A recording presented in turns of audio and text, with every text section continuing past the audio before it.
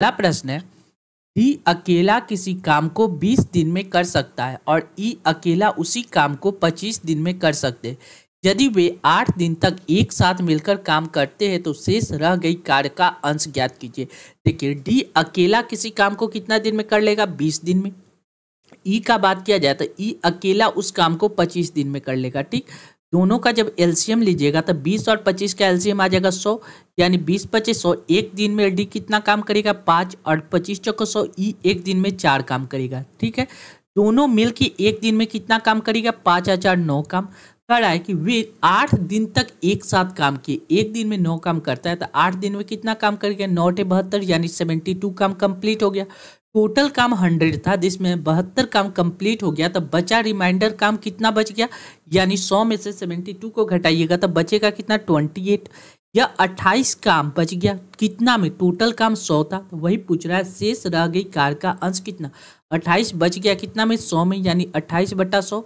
28/100 4 से काटिएगा तो ये कट जाएगा 7 मरते, ये कट जाएगा 25 मरते, यानी 7/25 इसका करेक्ट आंसर होगा। कौन सा? ऑप्शन बी इस प्रश्न का करेक्ट जवाब हो जाएगा। क्लियर है? नेक्स्ट अगला प्रश्न देखते हैं। लिख रहा है, किसी टंकी का 1/4 भाग ए द्वारा 3 घंटे में भर लेता है, यानी 1/4 भाग ए 3 घंटे में भरता है, तो ए अकेला उस एक भाग को भरने में कितना समय लेगा? 4 से मल्टीप्लाई होगा, यानी 12 घंटा में। बी के बारे में क्या कह रहा है? तथा इसी टंकी का 1/3 भाग बी द्वारा 2 घंटे में भर लिया जाता है, यानी बी अकेला उस टंकी को भरने में कितना समय लेगा? 3 से 2 में मल्टीप्लाई होगा, यानी 6 घंटा। अब कह रहा है कि यदि दोनों पाइप चालू कर दिया जाए तो इस टंकी को भरने में कितना समय लगेगा? पहले 12 और 6 का एलसीएम लीजिएगा तो ये आ जाएगा 12, यानी टंकी की इफिशियंसी कितना है? 12 लीटर का। एक कितना? 1 घंटा में 1, यहाँ 6 दूना 12 2, यानी दोनों को जब ऐड कीजिएगा तो 3 यूनिट, यानी 3 लीटर दोनों 1 घंटा में भरता है। टोटल भरना है 12 लीटर का। 12 लीटर को 3 से डिवाइड कीजिएगा तो 3 चौको 12, यानी 4 घंटा में दोनों मिलकर इस टंकी को भर देगा, यानी करेक्ट आंसर ऑप्शन सी इस प्रश्न का करेक्ट जवाब हो जाएगा। नेक्स्ट अगला प्रश्न देखेंगे। लिख रहा है, अमन अपनी सामान्य चाल का 12.5% कम चाल से यात्रा करता है तो वह 9 मिनट देरी से पहुंचता है। उसके द्वारा लिए जाने वाला समान समय क्या होगा? यानी जो समय ले रहा है वह हमको निकालना है। देखिए, अमन अपनी चाल का 12.5% का फ्रैक्शन वैल्यू कितना होता है? 12.5% का फ्रैक्शन वैल्यू देखिएगा तो ये होता है 1/8। कितना? 1/8, यानी पहले उसका स्पीड कितना था? 8 था। अब क्या कर रहा है? 12.5% कम कर रहा है, यानी स्पीड में 1 की कमी हो रहा है, यानी पहले स्पीड का रेशियो कितना था? 8 था। अब क्या हो रहा है? 1 यूनिट कम हो रहा है, यानी अब स्पीड कितना हो जाएगा? 7। अब कह रहा है, जब देखिए डिस्टेंस सेम हो तो स्पीड का रेशियो, एक कंसेप्ट याद रखना है, डिस्टेंस सेम होने पे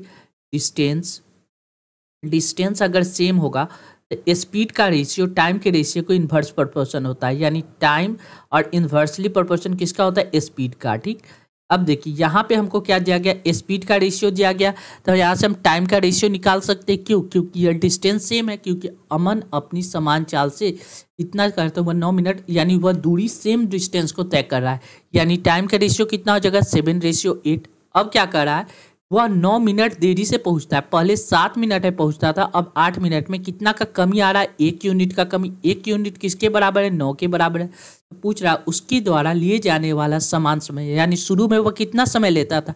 7 यूनिट, यानी 1 यूनिट का वैल्यू 9 है तो 7 यूनिट का वैल्यू कितना होगा? 963, यानी 63 मिनट, यानी करेक्ट आंसर ऑप्शन ए इस प्रश्न का करेक्ट जवाब हो जाएगा। कौन सा? Option A. क्लियर है? नेक्स्ट अगला प्रश्न देखेंगे। लिख रहा है, यदि एक परीक्षा में रोहन द्वारा प्राप्त अंक पवन के अंक से 36% कम है तो पवन द्वारा प्राप्त अंक रोहन द्वारा प्राप्त अंकों से कितना प्रतिशत अधिक है? अगर आप 36% का फ्रैक्शन वैल्यू देखिएगा, 36% का फ्रैक्शन वैल्यू देखिएगा तो ये आ जाएगा 9/25। कितना? 9/25। आप इसको आसानी से भी काट सकते। अब क्या कर रहा है? एक परीक्षा में रोहन द्वारा प्राप्त अंक पवन के, एक तरफ रोहन है, दूसरे तरफ कौन है? पवन है। पवन के अंक से 36% कम है। यदि पवन 25 अंक लाता है तो रोहन कितना? 9 कम आएगा। 25 में से 9 कम आएंगे तो कितना हो जाएगा? 16 अंक रोहन ला रहा है। अब क्या कर रहा है? पवन द्वारा प्राप्त अंक रोहन द्वारा प्राप्त अंकों से कितना अधिक है? 16 से 25 कितना अधिक है? आप देखिए यहाँ 9 अधिक है। परसेंटेज में पूछ रहा है, कंपेरिजन किससे कर रहा है? रोहन से, यानी 9/16 गुने 100। जब इसको काटिएगा तो ये कितना आ जाएगा? देखिए 4 से काट देते हैं, 4 चौको 16, 25 चौको 100, 25 चौको 100, 25 में 9 से मल्टीप्लाई कीजिएगा तो ये कितना हो जाएगा? 9 × 5 = 45 के 5 हासिल 4, 9 दूना 18, 18 4 कितना हो जाएगा?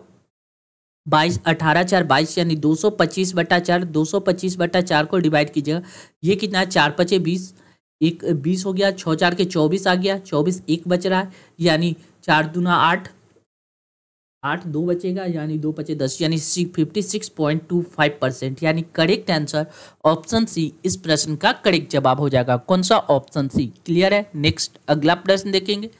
लिख क्या रहा है इसको देखिए। कह रहा है कि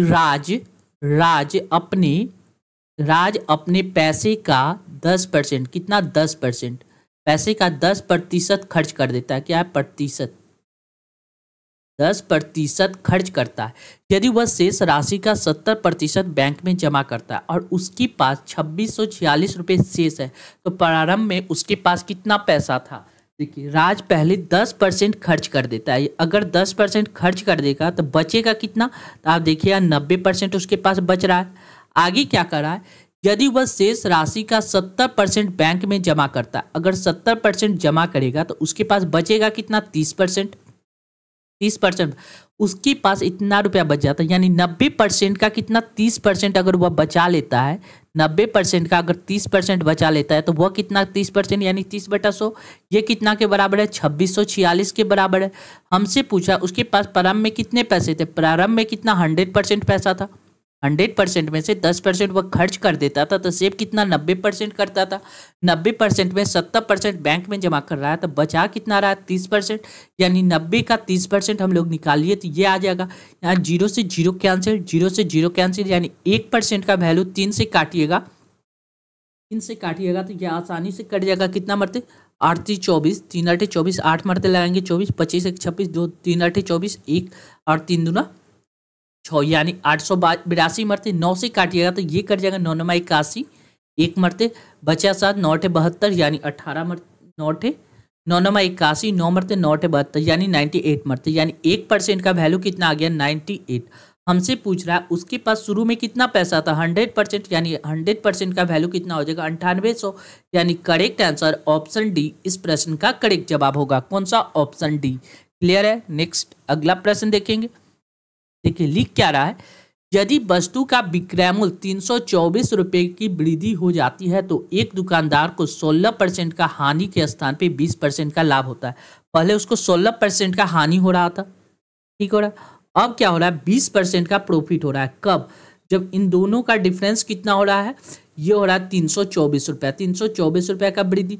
परसेंटेज में डिफरेंस देखिएगा तो 16 से 20 का डिफरेंस आ रहा है कितना? 36% का डिफरेंस आ रहा है, यानी 36% का वैल्यू कितना दिया गया? 324 रुपया, 324 रुपया। तो वस्तु का क्रय मूल्य ज्ञात कीजिए, यानी 100% का वैल्यू ज्ञात करना है, यानी 1% का वैल्यू कितना हो जाएगा? 324, 324/36 गुने 100% का वैल्यू निकाल देंगे, यानी 100% का वैल्यू हो जाएगा 324/36 मल्टीप्लाई कितना? 100।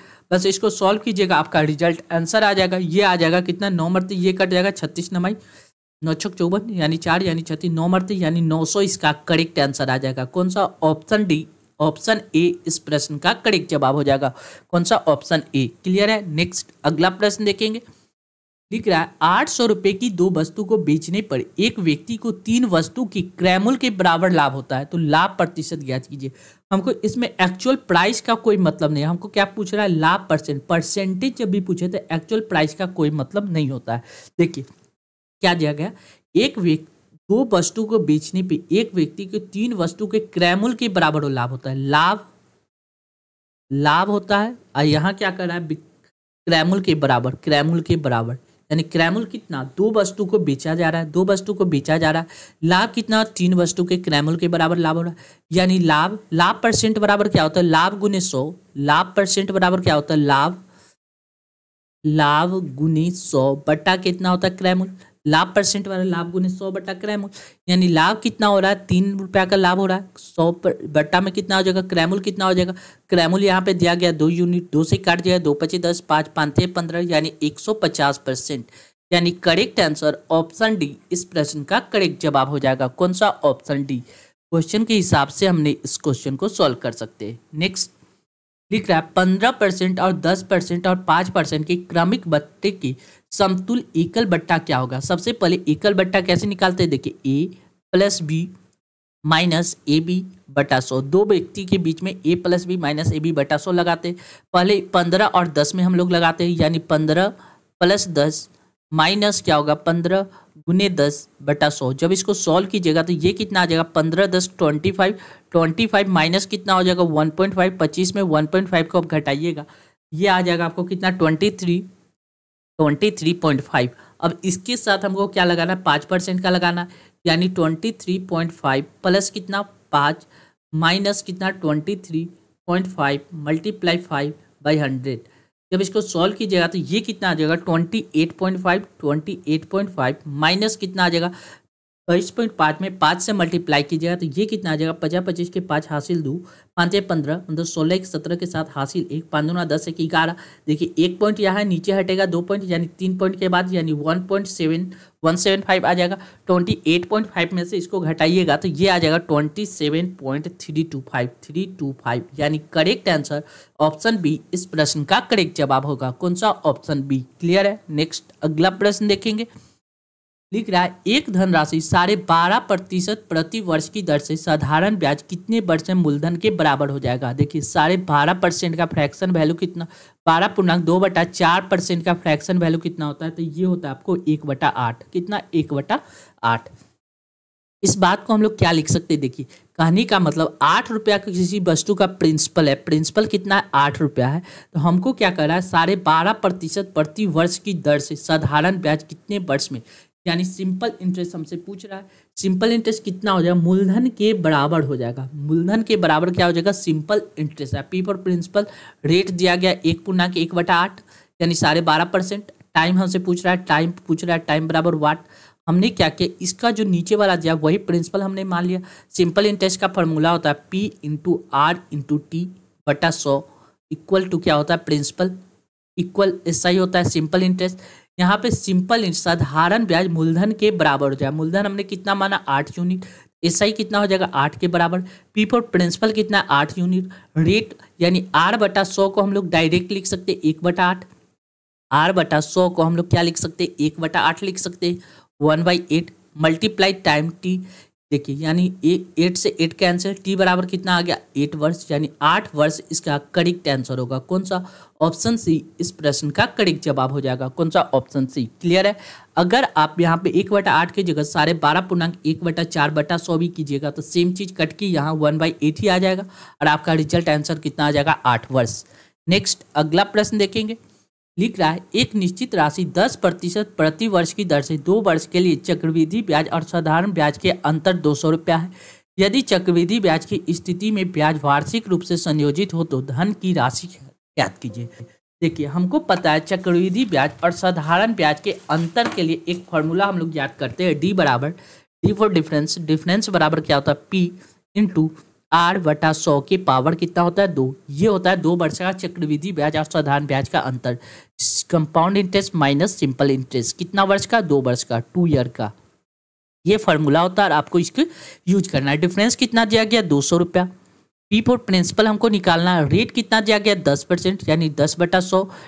पावर कितना आ जाएगा 2, डबल 1 0 से 1 0 कैंसिल 1/100 यानी 100 के पावर कितना आ जाएगा 2 डबल 0 यानी 2, यहाँ 10 का स्क्वायर आ जाएगा 100 यानी डबल 0 यहाँ आ जाएगा, यानी P फॉर प्रिंसिपल कितना हो जाएगा 2 लाख रुपया।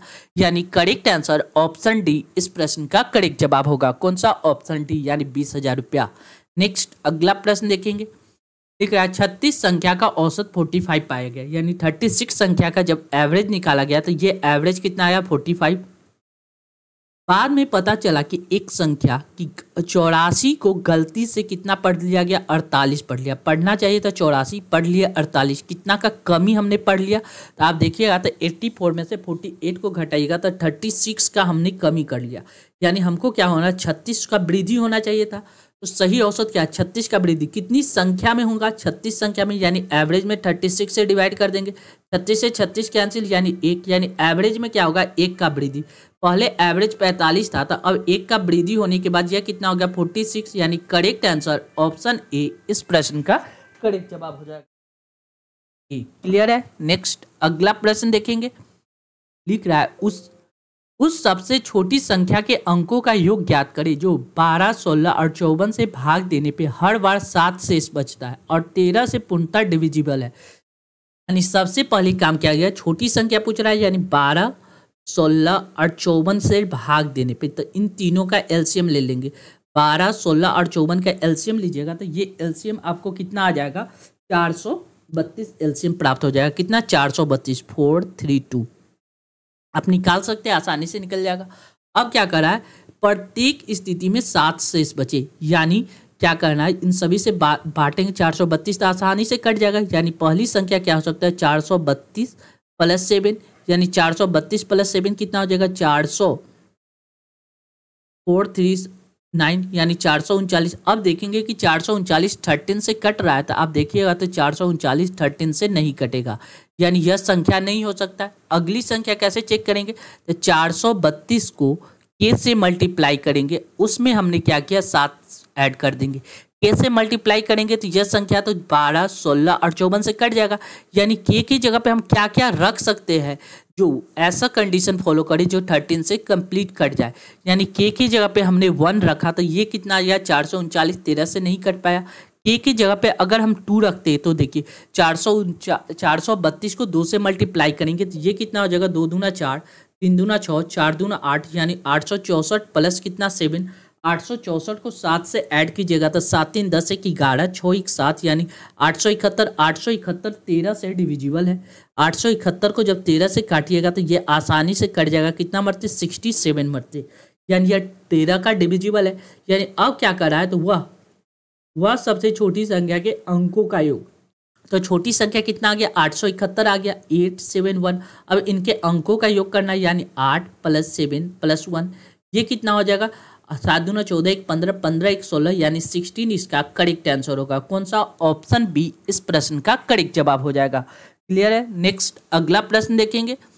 लिख रहा है अंक 3, 0 और 7 में से प्रत्येक अंकों का केवल एक ही बार प्रयोग करके बनने वाली सभी संभावित 3 अंकों की संख्या का योग ज्ञात कीजिए। देखिए 3 अंक की संख्या बनाना है, तो 3 अंक की संख्या बनाएंगे तो कोई भी संख्या पहला स्थान पे क्या आएगा? 3 आ सकता है। 3, 0 और 7 के लेकर 3 अंकों की संख्या बनाना है, तो पहला स्थान पे क्या आ जा सकता है? फर्स्ट पोजीशन पे देखिए एक स्थान ये होगा, दूसरा स्थान ये होगा, तीसरा स्थान। पहला स्थान पे या तो 3 आ सकता है या 7 आ सकता है। 0 तो आएगा नहीं, तो जब 0 आ जाएगा तो 2 अंक की संख्या हो जाएगा, यानी पहला स्थान पे 3 या 7 आ सकता है। लेकिन दूसरे स्थान का बात करेंगे तो ये कितना आ जाएगा? देखिए दूसरे स्थान पे क्या क्या आ सकता है? देखिए दूसरे स्थान पे 0 भी आ सकता है, 3 भी आ सकता है और 7 भी आ सकता है। तीसरा स्थान पे भी 0 भी आ सकता है, 3 भी आ सकता है, 7 भी आ सकता है। अब देखिए तो संख्या कौन कौन सा बन सकता है? देखिए पहला स्थान पे 3 आ सकता है, दूसरे स्थान पे 0 लेंगे, 307 एक संख्या ये बन सकता है, दूसरा 370 दो संख्या ही 3 स्टार्टिंग से बन सकता है। फिर पहला स्थान पे 7 लेंगे तो 703 बन सकता है या 730, यानी यही 2 संख्या बन सकता है। अब क्या करा है? इनके अंकों का योग जब इन तीनों को ऐड करेंगे तो 7 3 10, 7 3 10 1 11 के 1 हासिल 1, 7 का 14, 7 या 21, यानी 2110 इसका करेक्ट आंसर होगा। कौन सा? ऑप्शन डी इस प्रश्न का करेक्ट जवाब हो जाएगा। नेक्स्ट अगला प्रश्न देखेंगे। लिख रहा है 12 मीटर 95 सेंटीमीटर लंबे और 3 मीटर 85 सेंटीमीटर चौड़े कमरे की छत की पक्की बनाने के लिए आवश्यक वर्गाकार टाइल की न्यूनतम संख्या ज्ञात कीजिए। सबसे पहले कीजिए 12 मीटर 95 सेंटीमीटर को हम लोग क्या लिख सकते हैं? 1295 सेंटीमीटर लिख सकते हैं। और क्या करा? 3 मीटर 85 सेंटीमीटर को क्या लिख सकते हैं? 385 सेंटीमीटर। ठीक, अब क्या करा है? 1295 और 385 का हम क्या करते हैं? HCF निकाल सकते हैं। इनका जब HCF निकालिएगा तो ये HCF आपको कितना आ जाएगा? इन दोनों का HCF निकालिएगा तो ये HCF आपको आ जाएगा 35। कितना? 35 आपको HCF प्राप्त हो जाएगा। कितना? 35। क्लियर है? अब क्या करना है, इसके वर्गाकार टाइलों की संख्या। सबसे पहले क्या करना है, कमरे का क्षेत्रफल क्या होता है, L इंटू बी, और वर्गाकार वर्ग का क्षेत्रफल क्या होता है, side square divide by side square संख्या निकल जाएगा। एल कितना है, 1295, मल्टीप्लाई कितना हो जाएगा, 385, ठीक है, डिवाइड बाय कितना हो जाएगा, 35, मल्टीप्लाई कितना, 35, वर्ग का स्क्वायर यानी 35/35 से जब इसको काटिएगा 1295 को, तो ये कट जाएगा कितना, 37 मरते, 37 मरते। 35 से 385 को काटिएगा तो ये कट जाएगा आपको 11 मरते। 37 में 11 से जब मल्टीप्लाई कीजिएगा तो ये आ जाएगा आपको कितना, 385। 37 में 11 से मल्टीप्लाई कीजिएगा तो ये आ जाएगा आपको कितना, 1 मिनट, 37 में 11 से मल्टीप्लाई करेंगे तो ये आ जाएगा, 1 मिनट देख लेते, कितना आ जाएगा, 407। 37 को 11 से मल्टीप्लाई 37, मल्टीप्लाई कितना, 11, 37 को हम लोग क्या करें, 11 से मल्टीप्लाई करेंगे। तो 11 से कैसे मल्टीप्लाई करते हैं, यूनिट डिजिट, इन दोनों का सम 7 3 10, यूनिट डिजिट 1, इस 3 में 1 जोड़ देंगे यानी 407। यानी करेक्ट आंसर ऑप्शन बी इस प्रश्न का करेक्ट जवाब हो जाएगा। कौन सा, ऑप्शन बी।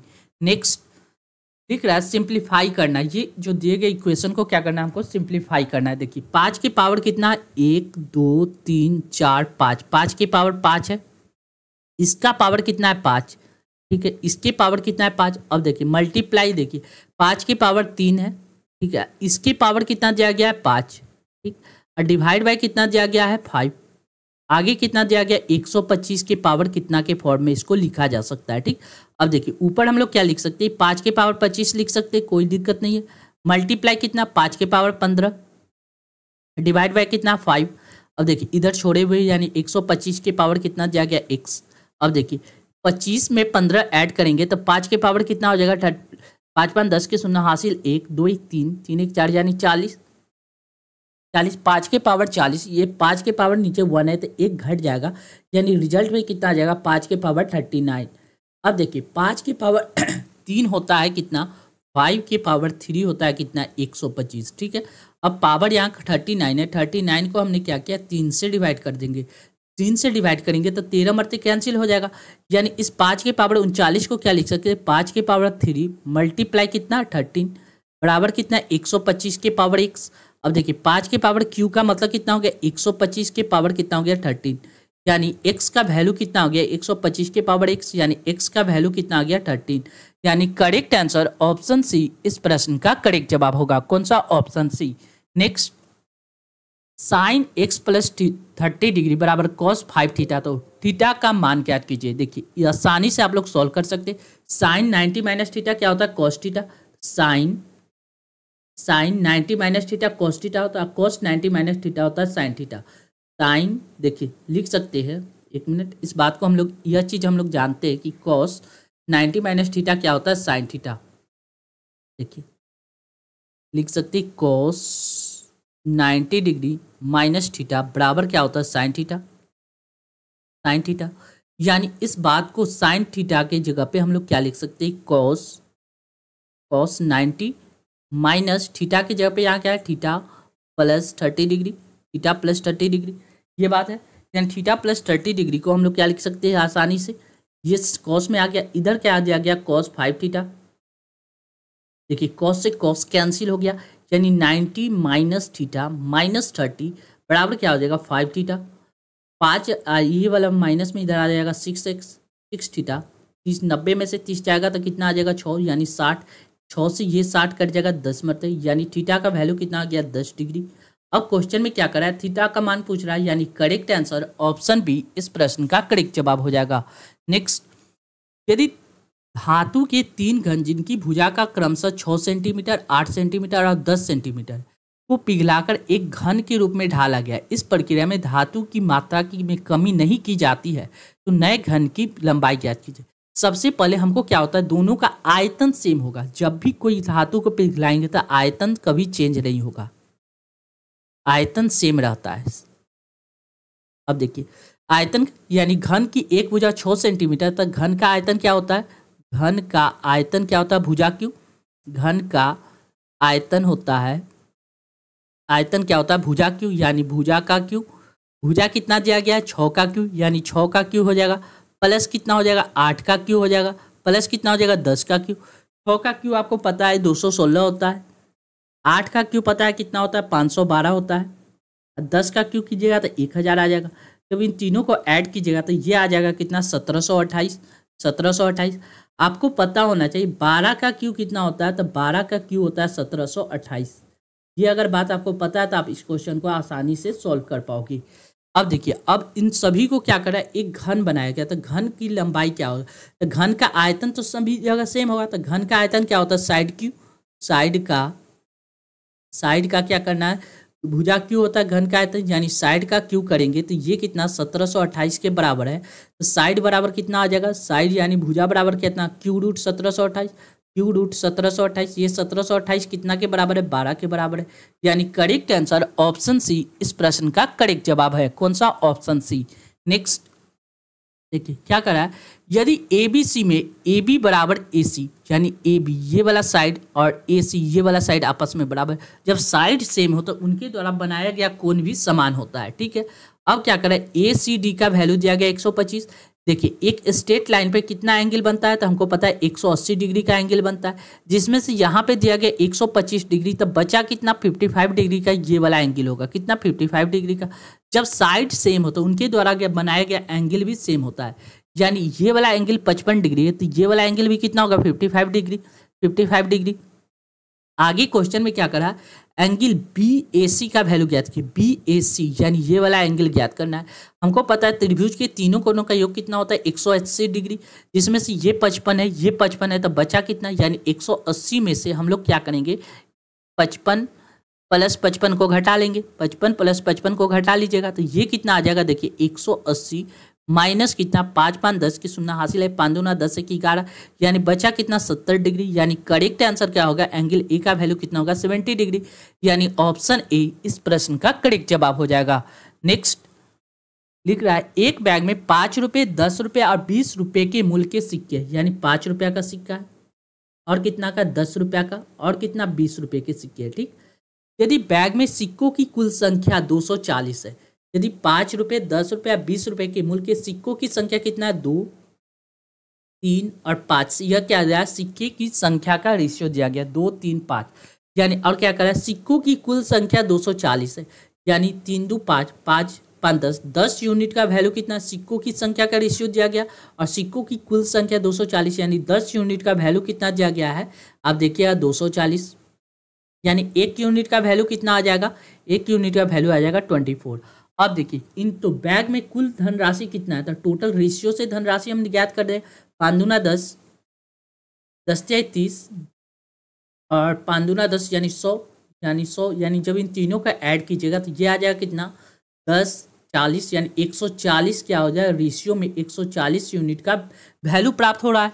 हमसे पूछ रहा है 1 यूनिट का वैल्यू दिया गया 24 रुपया, तो 140 यूनिट का वैल्यू कितना हो गया, तो 140 इधर से मल्टीप्लाई करेंगे तो इधर भी कितना पड़ेगा 24 में 140 से मल्टीप्लाई करना पड़ेगा, 24 में 140 से मल्टीप्लाई कीजिएगा तो ये आ जाएगा आपको कितना 3360, यानी करेक्ट आंसर 3360, यानी ऑप्शन डी इस प्रश्न का करेक्ट जवाब हो जाएगा। कौन सा, ऑप्शन डी। क्लियर है। नेक्स्ट अगला क्वेश्चन करा है, दो व्यक्ति की मासिक आय का अनुपात 4:5 है, यानी इनकम, और उनके द्वारा व्यय का अनुपात 7:9 है, यानी एक्सपेंडिचर कितना करा है 7:9। यदि प्रत्येक व्यक्ति 50 रुपये प्रति माह बचत करते हैं तो उनकी मासिक आय क्या होगा। देखिए बचत बराबर क्या होता है, इनकम, यानी इनकम माइनस एक्सपेंडिचर, जितना वह कमाता है जितना वह खर्च करता है दोनों को घटाएंगे तो बचेगा सेविंग, यानी कह रहा है पहले मासिक आय कितना था 4:5, अब कितना हो गया, यह व्यय कितना कर रहा है 7:9। अब देखेंगे इन दोनों का डिफरेंस क्या होना चाहिए, 50 रुपया प्रति माह बचाता है, यानी दोनों का सेम होना चाहिए, 5 या 4 3 7 3 का, यहाँ कितना 5 4 9, यानी 2 का डिफरेंस आ रहा है, 4 का डिफरेंस, यानी डिफरेंस सेम नहीं है। तो अब हमको क्या करना होगा, डिफरेंस सेम करने के लिए हमने क्या किया, 4 और 5 का डिफरेंस कितना आ गया 1, 9 और 7 का डिफरेंस कितना आ गया 2। अब इस 2 को ऊपर हम लोग मल्टीप्लाई कर देंगे, 2 को जब ऊपर मल्टीप्लाई करेंगे तो अब नया रेशियो कितना हो जाएगा, 4 दूना 8 5 दूना 10 8:10, ये आ गया 7:2 7:9। अब इन दोनों का डिफरेंस कितना आ गया 1, यहाँ भी डिफरेंस 1, यानी 1 यूनिट का वैल्यू कितना दिया गया 50 अब क्वेश्चन में करा उनकी मासिक आय क्या होगी। तो देखिए पहले मासिक आय कितना, 1 यूनिट का वैल्यू 50 है, तो 8 यूनिट का वैल्यू कितना हो जाएगा, 8 गुने 50, 8 पचे 40 यानी 400, 9 गुने 10 गुने 50 हो जाएगा कितना, 10 गुने 50 करेंगे तो ये आ जाएगा 500। यानी करेक्ट आंसर कौन सा होगा, ऑप्शन ए, यानी 400 और 500 इसका करेक्ट जवाब हो जाएगा। कौन सा, ऑप्शन ए। नेक्स्ट लिख रहा है ए, बी और सी 3:4:8 के अनुपात में पूंजी निवेश करते हैं। उनके व्यापार अवधि के अंत में 2:3:5 के अनुपात में लाभ होता है। उनके निवेश के समय का अनुपात ज्ञात कीजिए। हमको लाभ होता क्या है ये पता होना चाहिए। लाभ बराबर होता क्या है, यह शेयर